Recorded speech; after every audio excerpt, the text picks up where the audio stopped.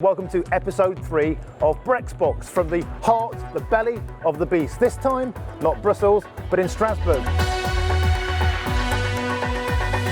Now, Belinda, why the hell are we even in Strasbourg? Well, transporting the Parliament from Brussels to Strasbourg every single month costs the taxpayer over £100 million for no good reason other than to please the French. And to keep them all in a job, of course. Now, what a week it's been. What a merry-go-round of mediocre politicians. Why don't we start domestically? Theresa May has given her final speech and had a thinly veiled swipe at populism. Us. I think it was interesting because she said all the right things at the beginning, like democracy, the vote, free speech are being threatened. She then went on and said, but it's not my fault. It's everybody else's. She also, though, said that she was always asked as a Tory whether you were a conviction politician or a pragmatist, and she said, I don't think you have to choose, but actually I think you do. And she then went on to explain that anyone who didn't agree with her deal was an extremist. And I just was so frustrated with this whole story, because you just think you actually were an absolutist and an extremist about your deal. I mean, she's saying, why didn't you all compromise? And it's like, why didn't you compromise on pushing this absolutely hopeless treaty? So it was an interesting speech, going to be much talked about, but most of us are glad that she's gone. True. And hopefully the deal has gone too. Well, she asked a lot of questions, and she seemed to have gone up with the wrong answers every single time, which is the problem. And the problem I have in this situation is that if you talk to Remainers, they do not want to talk to Leavers, or a lot of them will not talk to Leavers, and actually are being really, really nasty. The other way around, it doesn't happen. I mean, you know, I have to admit, I even have friends that are Remainers. Are you sure? But for me, it was the incompetence and failure of May and her negotiating team that literally gave birth to the Brexit Party. Precisely. We shouldn't have to be here. So a little bit of self-reflection, I think, from Theresa May wouldn't go amiss. It was completely tin-eared in that sense, and I think that she misunderstands that when she says politics have become toxic and implies that everybody else but her is kind of wandering around being unpleasant, that actually once they decided that they were not going to implement leaving, a whole narrative came about, which was that all Leave voters were racist, stupid, and so on. And that kind of split us, you know, that kind of gave a narrative to the way people have viewed Leave voters that's actually led to this very unpleasant Here's the point. thing. Do we believe that her heart was ever actually in this game? Do you think that she actually wanted Brexit from the very beginning? Absolutely I mean, I don't. not. Well, I mean, you really have to be a pragmatist. If your heart is not in it, and your 108 times says that we will leave on the 29th of March with or without a deal. I mean, that is lying at a degree that I haven't heard before. I think that most of those politicians, they think, even now, well, we have to leave because the British people made a mistake in the referendum result. So they kind of accept leaving, but in the most negative terms. Absolutely. Well, of course we have to deliver it. Yeah. In other words, they didn't have an enthusiastic, positive vision of what Brexit could mean and what it represented for democracy. I think it's worth pointing out now that Nigel Farage has taken down 2 Tory Prime Ministers. Will it be 3 when Boswell gets it? It's up to him. I mean, Boris, really, he says all the sweet words, says the right things. You know, we're loving listening to his rhetoric, but there's a very big difference, as we know, between the rhetoric of a Prime Minister and the actions and the print. And that is what the Brexit Party are going to have our eagle eye all over. Exactly what is he signing us up to? Well, Halloween is looming. Will the job get done, or will we still be back here? Yeah.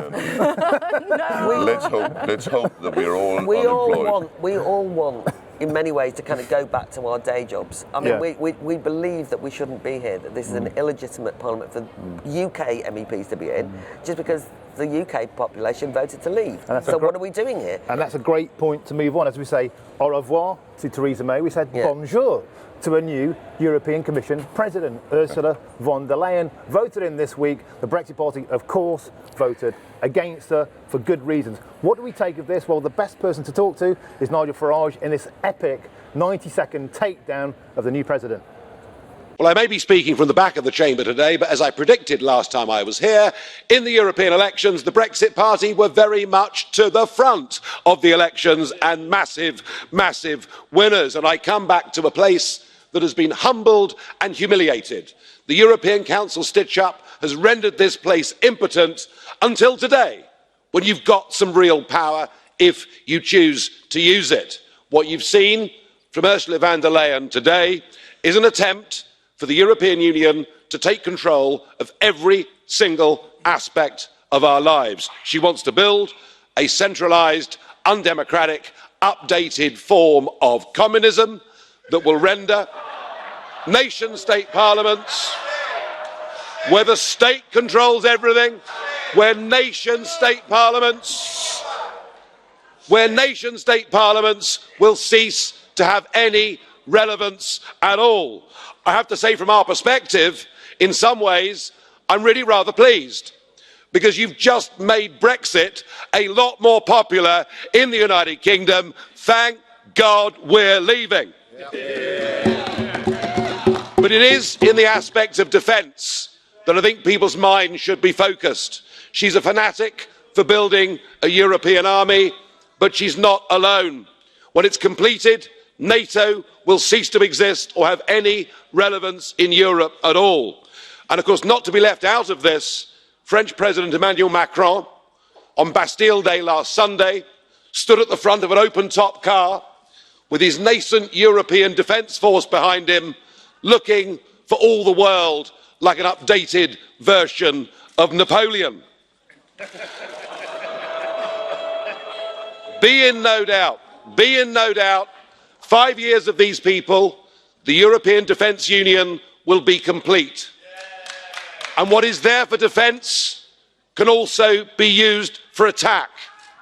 And you as a House will have no control over it. Vote against this nominee, strike a blow for democracy, strike a blow for your citizens. Grazie, do it today. onorevole Farage. So, there you have it from the big man. What's your take on the new president?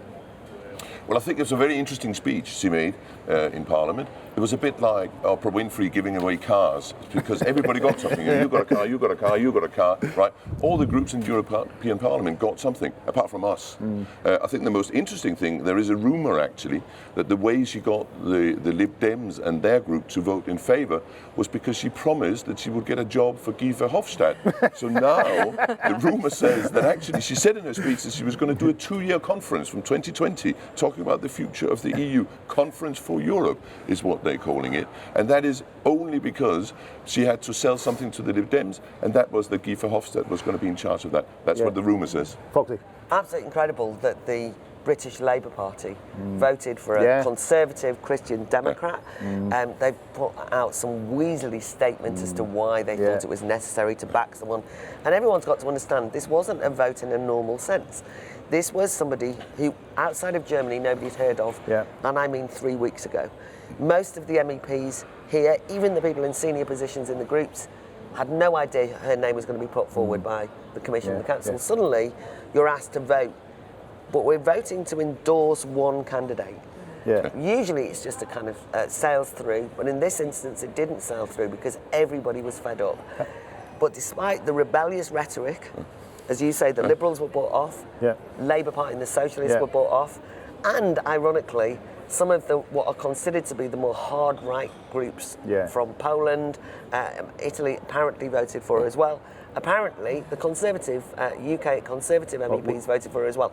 I mean, there is no explanation as to why anybody endorsed that candidate. And after all that, she scraped through. She did scrape through by 9 votes, and it's going to be really interesting because she has power, but she has no real power. It's a bit like Theresa May back home. Her margin is so narrow. I think we're going to see lots of deadlock. But Belinda, a huge issue being talked about back home in Britain is the thing we were told by Nick Clegg was a fantasy, the emergence of a European army. She was dead certain this is going to happen, right? Well, in typical EU fashion, it gets slipped in through the back door. But what I think is such a shame is that this EU project had such a chance of being wonderful. I love the way the countries united after the Second World War around trade. We could have had friendly, neighbourly projects. We could have all been in it together. And here we are instead facing now an EU army where who knows which nation is which if you're all having the EU flag. Who's in control? Who do you place allegiance to? It is a frightening way of controlling the membership as well, because the more integrated you get with defence, the harder it is for any country ever to leave once you pull that sector. Because you become reliant on things like refuelling, you know, supply, and so you're chained to the supply command, which it just integrates you perhaps forever.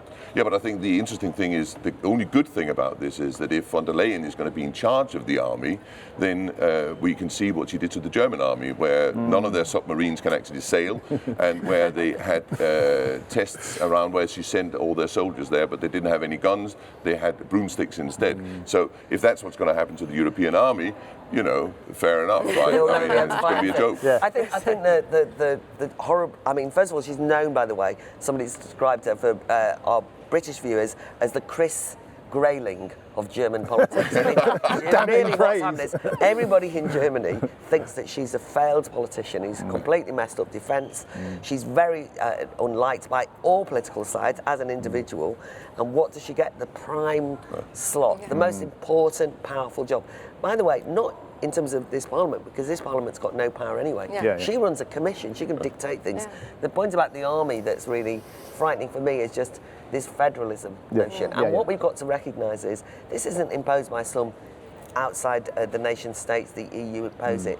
Sadly, the politicians of each and every country like the EU because it is a way for them to protect themselves against their own electorate. And in some ways, you can see that a lot of them are going to buy into this, and that's the point. It's anti-democratic at its core. And make no mistake, there is huge appetite in this building for this army. I was with a Dutch Liberal in the queue for the canteen. He was like saying, we need a European army to be able to beat the Russians. I went, why do you want to do that? But he was like saying, well, they may invade. They're seeing it as a replacement for NATO. You know, Nigel talks a lot about, you know, is this the end of NATO? What does that mean for the American relationship with Europe? It's a serious issue, and the Liberals and Labour seem quite happy to go along with this. Like, why? And NATO has been the peacekeeper in Europe since the Second World War, not the European Union. This is a big mistake, and Remainers like to sell the EU on, it's why we've had peace. No, it's not. NATO has kept us safe, and now it is at threat because of this EU army. And you're not going to have NATO and the European army work. It's not going to work. It's going to, you know, it's going to be either one or the other. And actually, I think we are much better off with NATO. But the other problem with von der Leyen was that he also said that she wants qualified majority voting on foreign policy, which means that we no longer have any say over what our foreign policy is going to be. That was really scary. I mean, there was but there were so many things that added to the federalist nightmare. Constantly, she was saying, we are going to ensure that these rules are adhered to by all the member states. And, you know, by the way, that included the European Bank is now going to have to do a carbon neutral banking, sustainability. There's taxes, left, right and centre. There was the defence issue. Every answer that she gave was more Europe, more power for us. But she said that, less more power. Europe. She did. We need more Europe. More Europe, more Europe. In other words, less power for national decision making. And that's 10,000 strong border control by 2020, I think. Well, we've got a lot to say on that, and brings on to the next topic of the 1-minute speeches. Now, people on the outside world might not understand this bizarre concept of anybody is allowed to pitch into these big, huge plenary sessions in that room right there for a 1-minute slot where they get to talk about anything they want, often to an empty room. Now, all of us had a lot to say. You got up and spoke twice this week, right? You've been blue card Fox, butting in. What are they about, and what's the point of them? Well, to me, it's like a complete theatre. It's almost Shakespearean in its nature. We all have roles to play. We're all actors to support this facade of democracy. We're standing up. We're taking part. We have our lines. Do our lines mean anything? Our 1-minute speech, does it affect anyone? When we're sticking up for our constituents, does it have any power? Well, my experience, absolutely none at all. Well, let's have a quick look at some of our fellows having a chat in the chamber now, and then come back for more in a minute. I want to ask you whether you think that by saying that anybody who has qualms about an open humanitarian process is guilty of a crime is not letting the EU off the hook.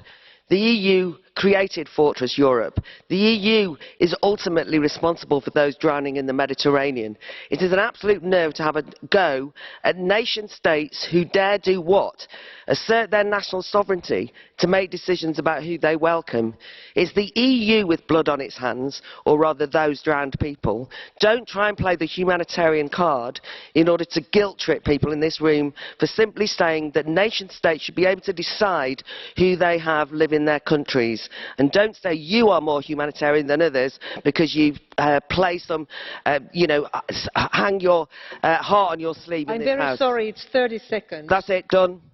Madam President, I'd like to ask to the person who's just spoken to me that if I have the choice between the sovereignty of a member state and the choice to protect a human being, that the choice for me is clear. What I would like to add to what I said before is that there are member states in our European Union that behave as if they've never heard of the word law, of a community of values and respect for human rights. This is an absolute imperative, and I would say that those who do not respect these proposals are quite simply wrong. President, pursuant to Rule 184A, as Chairman of the Fisheries Committee, I want to point out that a British member of this House, Robert Rowland, last week published the comment that in the event of Brexit, any foreign fishing vessel in British waters should be given the same treatment as the Belgrano. President, you will know that the General Belgrano Argentinian cruiser was sunk with the loss of more than 300 lives during armed conflict in 1982. I want to point out that in the UK, the National Federation of Fishermen's Organisations has strongly denounced these words.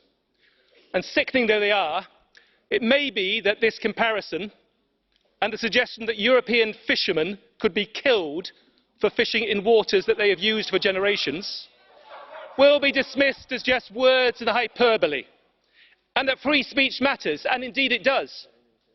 But the history, Mr. President, of Europe shows that words matter.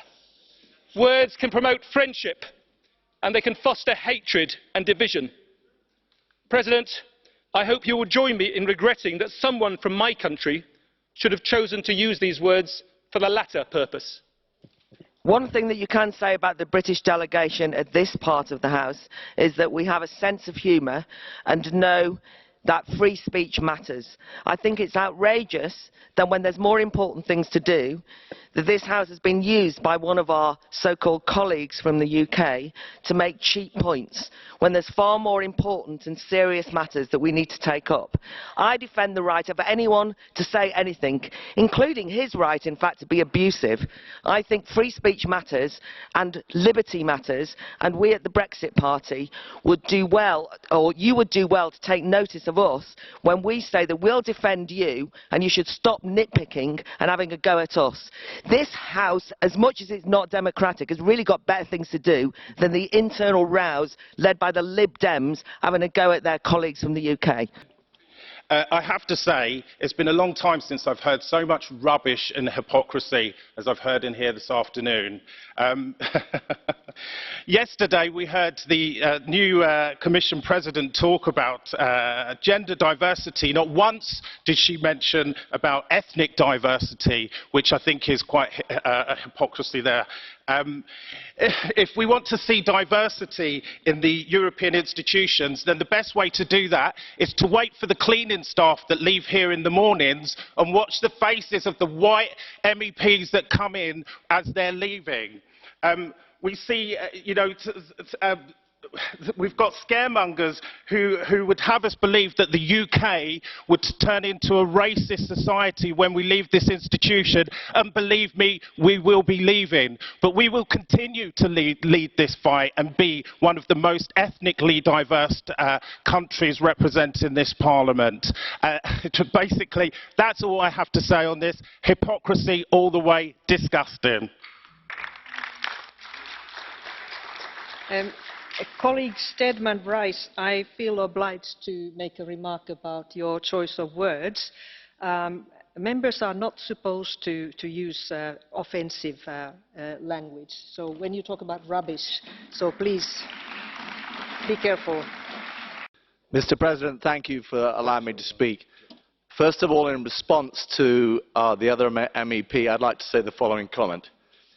I was responding to the verbal assault which you administered to one of my colleagues, June Mummery, after she confronted you outside the Fisheries Committee, of which you are chairman. You verbally assaulted her, and we are issuing a disciplinary committee warning against you because of that. In regards to my response, It was based on the defence of the British fishing industry, which has been systematically destroyed by the European Union's policy of pulse fishing. And I will do my utmost to defend British fishermen.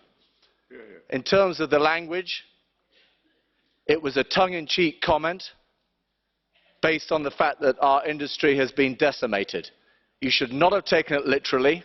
Of course, I'm not implying any form of violence on the high seas, even though we have seen it in 2018, where French and British fishermen did end up with a conflagration on the seas. But I am not suggesting for 1 minute that British fishermen should engage in any kind of military assault on overseas fishermen. I stand resolutely behind British fishermen, our fishing industry, and will never back down in that quest to defend them. Okay, so Claire, you got up, and it's fair to say you gave it some. You gave Chris Davies both barrels from the Lib Dems, didn't you? I was just infuriated that he abused the time in the chamber to make a sectarian point when actually, and to accuse our MEPs of misbehaviour when in fact he initiated it by his disgraceful treatment of June Mummery. And explain a bit about what that was about, if you could. He basically, as chair of the Fisheries Committee, and you get that in some sweetheart deal behind the scenes, he abused his chair role, basically said, you know, we're not leaving the EU, those kind of things, right? And then was rude to June, said she didn't know, she needs to get a map to understand. The one thing you don't say to June is anything about fishing. I mean, he knows a lot about it. But he then used the time in the chamber, and I just said, you are wasting time here. And also he was complaining, he was complaining about Robert Rowland's quip about the Belgrano. Not a quip I would have made, as I've said to Robert myself, but he was basically saying any fishermen come into our waters, you know, they'll get torpedoed. And I actually thought that, no, but I thought, you know, I wouldn't have said that. No. But the fact that he used this to complain, to try and say it was offensive, that it was a disgraceful action, anyway, that was an abuse. Just on the 1 minute speeches, on the Monday nights of these parliaments, anyone can put in for a 1 minute speech. So lots of us put in for 1 minute speeches. Only one of our names was called because they said they were inundated, drowning with people. And you can speak on anything with 1 minute. It's a bit of a showcase. We were all wanting to practice, but only one of our colleagues got it. However, about 6 people who got it from other countries didn't turn up. The chair, and this was down from 5 till 8 o'clock. At 10 to 7. Or no, 10 to 6, I think. 10 to 6 it was. 10 to 6. Yeah, 50 minutes. Less than an hour. She said, oh, we finished early. Goodbye. So all of the people in that chamber that time could have been used for people to have actually had a genuine conversation with each other as MEPs. But perhaps they wanted to get off for dinner because we know that MEPs like a freebie. Now that brings us on to our final point today, the spiky issue of inter-parliamentary delegations. That's a posh phrase for staff jollies. Now basically what happens is you get to vote, and a vote took place this week. It took 47 seconds, this vote. And it was a show of hands. It was like being back at school. Are you for these delegations or not? The Brexit Party were the only MEPs in the entire chamber to vote against it because, quite simply, this is a multi-million euro taxpayers' waste bin of money. It's basically people MEPs going to places like Mongolia, the Caribbean, Tahiti with extra cocktails and don't forget your bikini. I mean, it is a ludicrous waste of money, and we attempted, you know, as representatives of Brexiteers to vote this down, but it unanimously scraped through. There's a quick video of the chair. Look at his reaction when this vote gets through. He's brazenly laughing about the fact that there's 5 more years of the gravy train. Now, what do we make of this concept? I mean, it is, most of the time, it's a complete waste of money. And it's a complete waste of taxpayers' money. That's the problem. But the problem I had with the vote itself was it took 47 seconds.